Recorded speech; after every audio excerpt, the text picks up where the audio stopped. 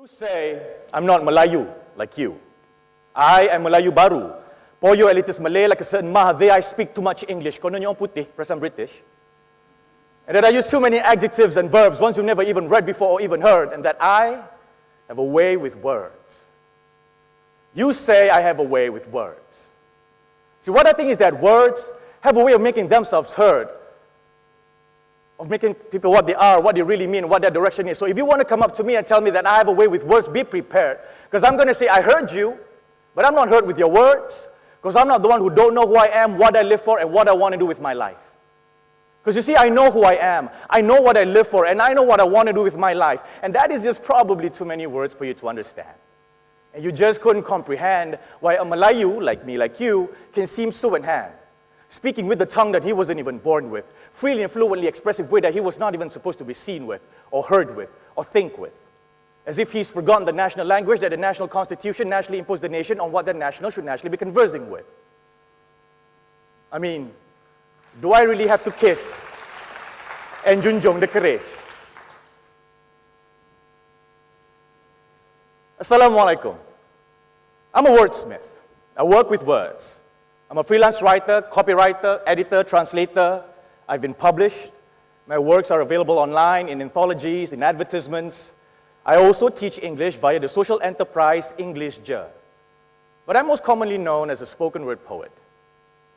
The intro you just heard was spoken word poetry. It is an excerpt of a poem that I wrote with the explicit intention of performing it. It is poetry that lives on the stage, rather than finding home on the page. Because there are poetry that are meant to be read, and there are poetry that are meant to be read. The poem is called Words. It was the second spoken word poem I had ever written. The first time I performed it in full was back in May 2010. Words is a very important piece.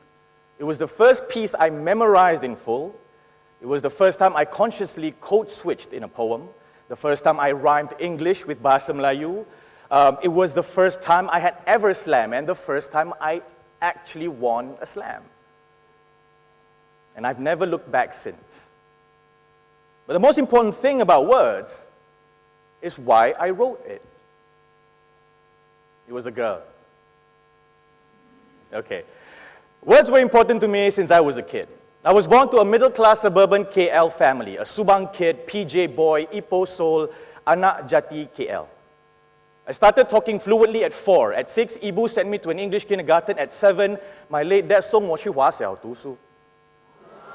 跟我姐姐和哥哥一样。At 13, Jabatan Pendidikan sent me to a sekolah menengah kebangsaan. 我自己不到读中，很可惜。And at 18, I enrolled in an IPTS. In high school, I was a pelajar aliran science, but here I am talking about sastra. In uni, I studied engineering, but I joined Persatuan Literasi Melayu and founded the campus's theatre club. I am currently on a break from my 10-year banking career. Do you see a pattern? When I wrote Words, I was basically trying to explain myself. While I'm comfortable using English often, I am not less Malay than most out there. I was trying to highlight that I am not a contradiction. That a Malay can speak English without dismissing Bahasa Melayu. Tanpa hilang jiwa bangsa dia. I was trying to say that I am not lost in translation, and there are others who are losing themselves in translation. That our contradictions are not necessarily in conflict with each other. They are merely different faces of a cultural Rubik's Cube. Every little piece connecting with each other to tell a story and not form a side. More than one truth can exist in the same space at the same time. And that is what words mean to us. Truth. In 1971, Professor Albert Mehrabian from UCLA published a book on communication that was titled Silent Messages. The book detailed 2 of the studies he conducted and used their combined statistical results to rule that communication is only 7% verbal and 93% non-verbal. 55% is body language and 38% is tone. So I guess I should stop talking now? In the beginning, words represented speech to me.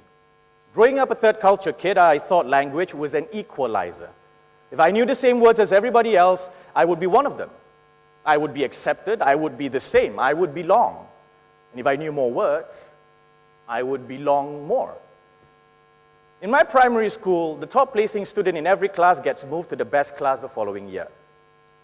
I made the best class at Standard 6 and I was reunited with my Standard 4 classmate, Lo Wei Hong. Throughout primary school, my classmates have always referred to me for Bahasa Melayu and English, but not because I was Malay. I was just proficient in both. Wei Hong sat next to me, so I helped him a lot. In exchange, he taught me Mandarin and maths. For UPSR, I took SRK level Bahasa Melayu and English, while Wei Hong opted for SRJK level. We both got A's for these languages, and overall, he scored 6 A's while I scored 4 A's and 2 B's.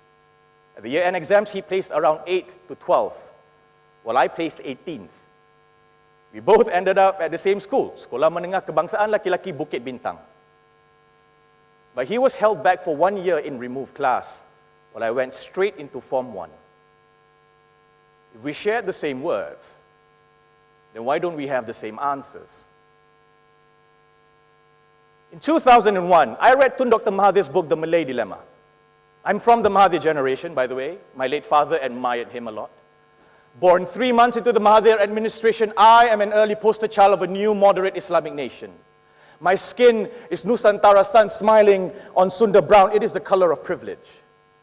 My name is the translation for Wawasan 2020. But in reality, they come from alphabets stuck between Dasar Pandang ke Timur and glorified Arabicization, hiding in books of Arabic names for children. The Malay Dilemma was written after Mahathir was expelled from UMNO for 3 years.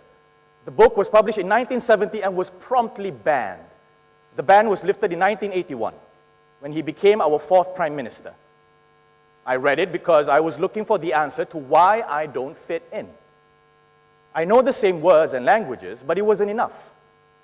Aku masih tak cukup sama. So apa dilema aku ni? Aku bukan Melayu ke? As I started writing, words came to represent voice.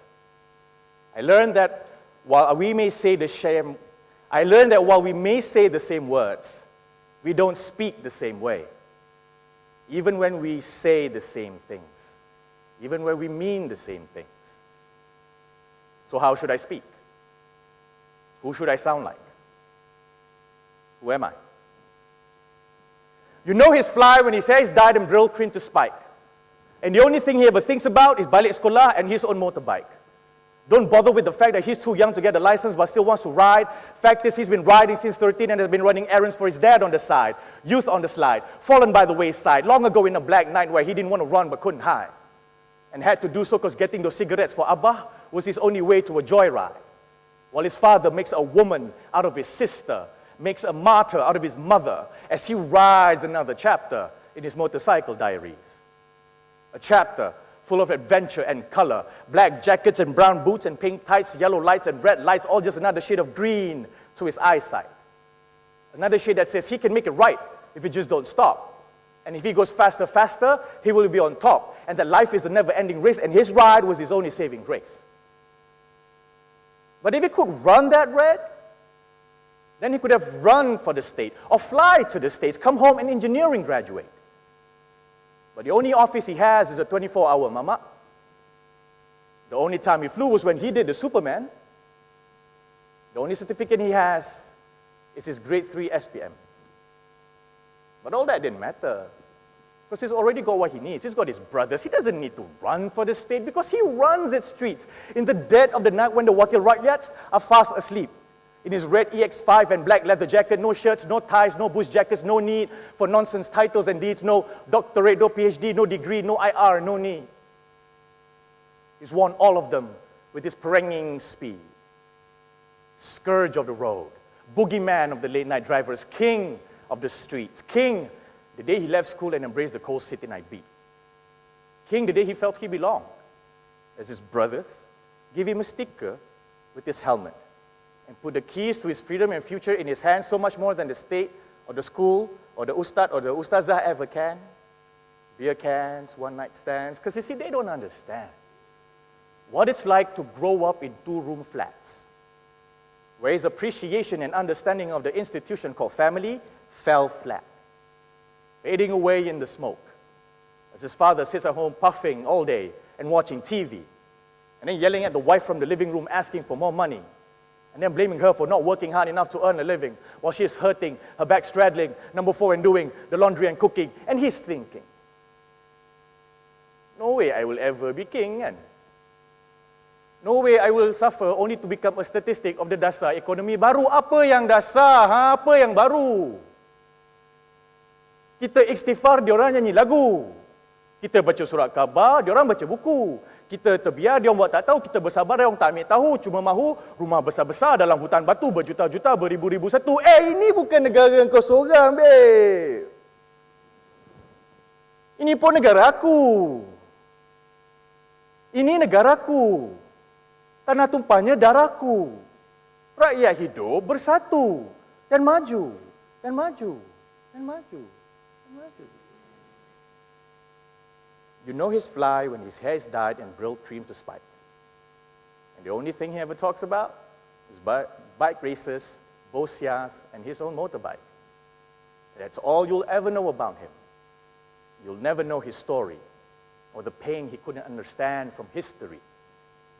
All you know is that you see him everywhere. You never look at him in the eye because he will stare. At traffic lights, at junctions, on the roads, at late night, chasing the brake lights into the twilight, out of sight, chuckling in delight.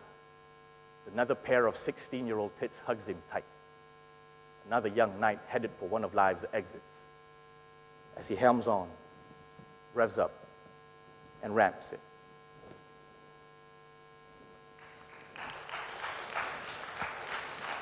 The poem is called Motorcycle Diaries.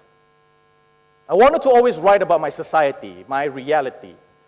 Writing it taught me to be conscious about identity and perspective. I started looking for myself in everything I wrote. It's not about what I wanted to say anymore. It's about who is saying them. Telling stories is one thing, but storytelling, now that's another. Who is this poem for? Who is in it? Where am I in the poem?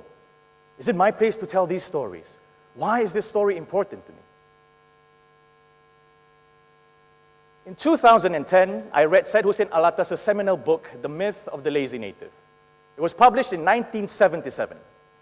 In its introduction, it commented on the Malay Dilemma. Syed Hussein stated that the myth of the lazy native is an answer to the Malay Dilemma. He focused the research he was already conducting since 1966 on colonial ideologies to refute and debunk Mahathir's The Malay Dilemma. I was shook. Did I read the wrong book 10 years ago? A failed poster child, I can't even live up to my name. A broken definition, my life is a contradiction, a bastard son of post-colonial pride and globalization. I am a child of exotic tongues who lost his motherland. In translation, I lost my motherland, I lost my mother, I lost my voice, I lost my song, I lost my mother, I lost my voice, my mother is lost, my motherland is lost. In translation, my mother is lost. And my country does not recognize the sound of my voice. My name is the noise that the Rukun Negara and Perlembagaan makes when they are trying to conceive. And I was not the child they planned on having. It took at least 5 years after I finished The Myth of the Lazy Native before its wisdom began to settle in me. I realized that all our political issues are rooted in socio-economics. That language and race, they're just rhetorical. And as much as we celebrate Merdeka and Hari Malaysia, hari-hari Malaysia makin tenggelam dalam kuala yang kebanjiran lumpur sentimen. Campuran coklat, sungai feudalisme dan air yang kotor dengan kolonialisme. From that point, I went everywhere. Spoken word will travel. From classrooms to conferences to copywriting. Words started coming alive for me. By this time, words no longer represented voice. It represented root. Searching for belonging taught me that it's not just about being the same or having something in common. It's also not about speaking the same way or saying the same things. It's deeper. It's about origins. It's about how we arrive. It's about home. And all the while, I never realized that I just wanted to be that Subang kid, PJ boy, Ipoh soul, that anak jati KL who took the bus Srijaya from Subang Jaya to Petaling Jaya in a daily ritual dalam mengejar kejayaan. Antara anak jati KL yang memeta jati diri dan mengenal jalan hidup metropolitan dalam metrobus. What the world doesn't know about the two studies Professor Merabian conducted is that they were based on single words and short expressions we use daily. He never conducted the study on two or more people who are having a conversation. So for decades, communication experts have been wrong, quoting the 738-55 rule when talking about communication, ironically using more words than the rule said they should be. Words mean the truth to us, not because it takes a literal form in a piece of text, or that it comes from our mother tongue. They are so because we give them that meaning. And in return, they lead us to the truth we seek. And when they come together, in song, in film, in poetry, in speech, they form meaning. These meanings take root in our lives, and we root our living in them. Metamorphosis comes from the Greek word metamorphosius, meaning transformation. In biology, it's a process of how an animal develops its physiology after birth. In other words, evolution, growth, change, life. No wonder words have always been important to me. Reading was how I grew. From my first Iron Man comic to my first issue of Bambino to my first Jules Verne book to my first spoken word poem, words is me living. In the beginning, it represented speech, and then voice, and then root. Now it represents space, keberadaan.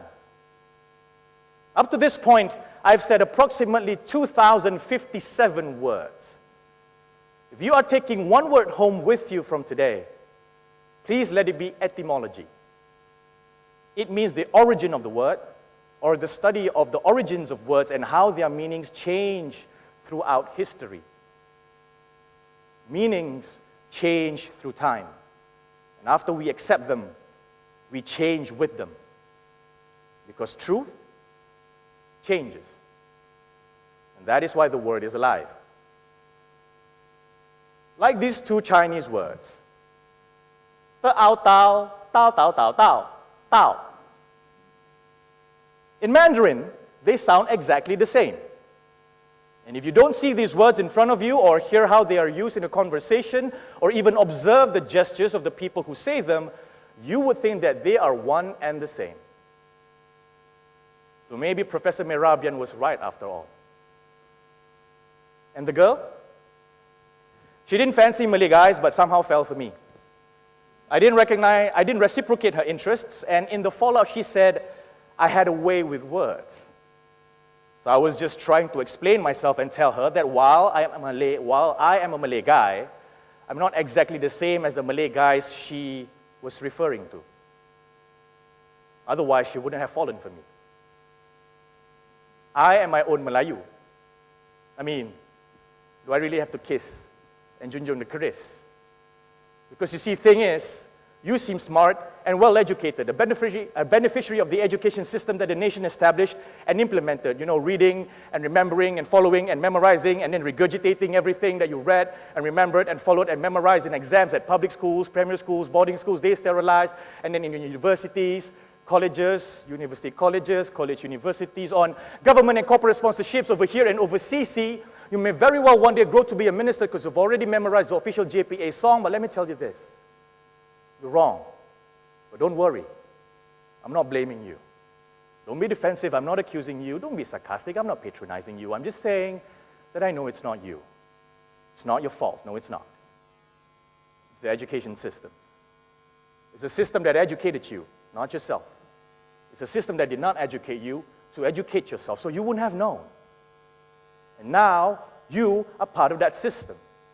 You are the very people that reads the Cosmos, the URTVs, and the Panca Indaras.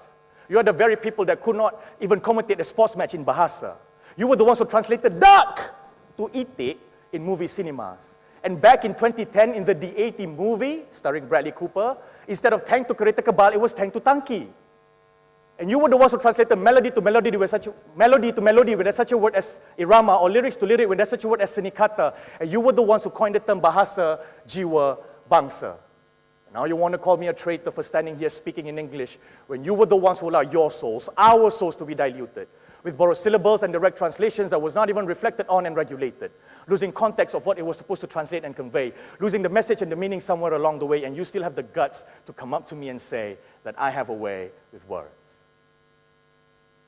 See, there's only one way with words. That's how they tell you what they are, what they really mean, and what their direction is. So me, I know who I am, what I live for, and what I want to do with my life. A Melayu who can think in English and yet articulate himself in Malay. A Melayu who can think in Malay and yet express himself in English. A Melayu who will not use moderation as an excuse and will instead put Malay and his own Malayness to better use. Because he realizes that his soul is his to lose, if otherwise. So now let me ask you this. What about you? Bagaimana pula dengan kamu? My name is Jamal Raslan. I'm a spoken word poet. The word is alive. All we need to do is just listen. Thank you for listening. Assalamualaikum.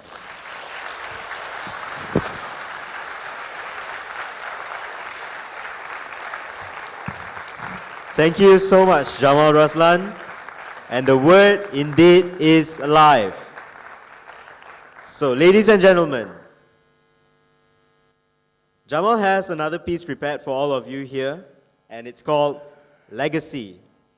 And he would love to perform it for all of you today. So, Jamal? Thanks, Sean. I'm doing this so that we have enough time to set up for the next act. But hey, it's not often that you come to a TEDx and you get a bonus poem or performance, right?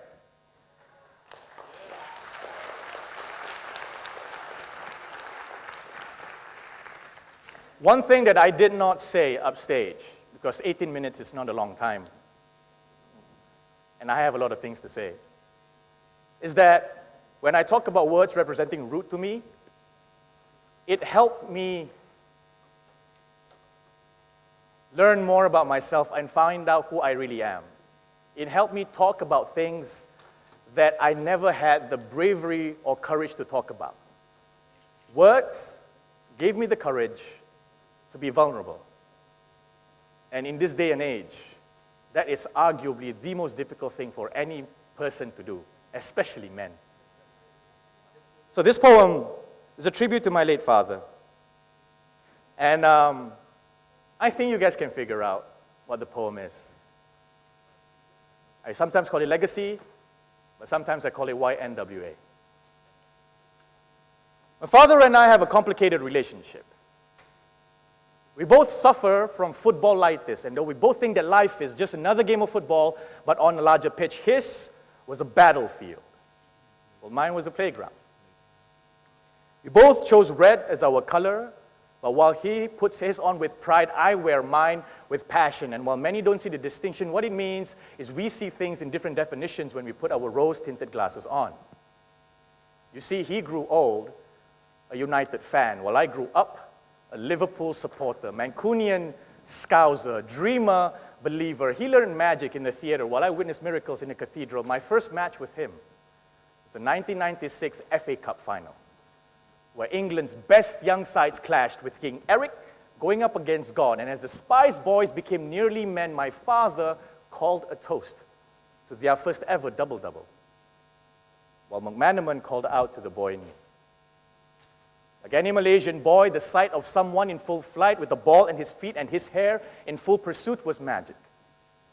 But magic to my father was watching how grown men rise from the ashes of a plane crash to fly home with glory in memory of their fallen brothers.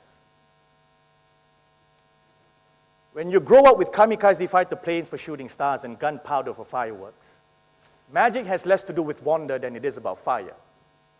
It is walking on with flames burning on your back, leaving behind the embers of your will as you leave before your time. One time, where we drew 2-2 at Anfield, where the former United captain equalized for us late in the game, my father switched channels immediately after the goal replay. And he always did that, leaving before time, while I wait for the final whistle by myself. We get worse during World Cups. As the world dances to passes and dribbles, he sambas to La Selecao do Brasilia, while I tango to Argentina.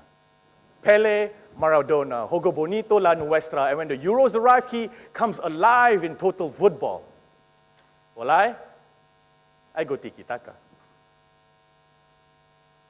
One time, when we couldn't afford a TV yet, he made friends with the security guard of an office in a nearby shop lot just so that we could sneak in after midnight to catch the live telecast of Euro 96.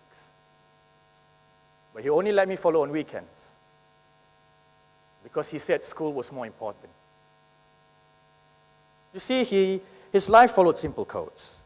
Dennis would lay down the law. George taught him how to be the best. Socrates discussed philosophy, and Cruyff showed him how to turn away from challenges and become a Johan. And while like all champions, he never misses his subuh and breakfast because that's how winners start their day. Unlike a champion, he was never really present.